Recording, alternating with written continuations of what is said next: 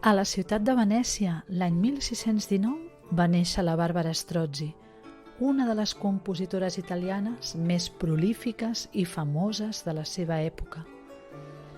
No va tenir una vida gens fàcil. Per començar, l'any 1629 va arribar al nord d'Itàlia l'epidèmia de la pesta, una epidèmia que va afectar la ciutat de Venècia l'any 1630 i el 1631, quan la Bàrbara tenia entre uns 10 o 12 anys. Aquest fenomen va fer que una ciutat de 140.000 habitants en perdés 46.000, és a dir, el 33% de la seva població. La Barbara Strozzi era la filla il·legítima del poeta Giulio Strozzi. I què vol dir això?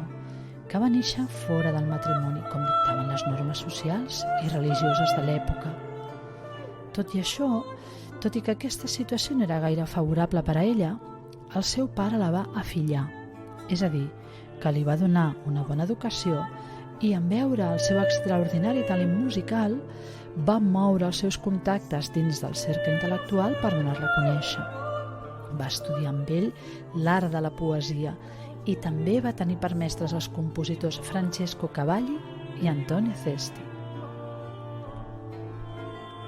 El 1637, Giulio Strozzi va fundar l'Accademia degli Unisoni, una acadèmia on els afiliats eren nobles, músics, intel·lectuals a la ciutat i que es dedicaven principalment a la pràctica i l'estudi de la música i també als debats acadèmics i, evidentment, organitzaven concerts. La Bàrbara no només va formar-ne part com a cantant i compositora, donant a conèixer, evidentment, les seves obres, sinó que també va arribar a presidir l'acadèmia.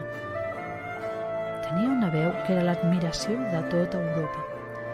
La seva veu era soprano, però el seu estil de cantar amb les colatures o els ornaments barrocs per la veu, la relació, l'expressió dramàtica entre la paraula i la música que tenien les seves composicions la feien única. Sovint composava per ella mateixa i moltes de les seves composicions les veiem en format continu i veu, és a dir, que hi ha unes notes que són la base instrumental, però la resta se n'anava desenvolupant i es van afegint a mesura que es va tocant. Created using Powtoon.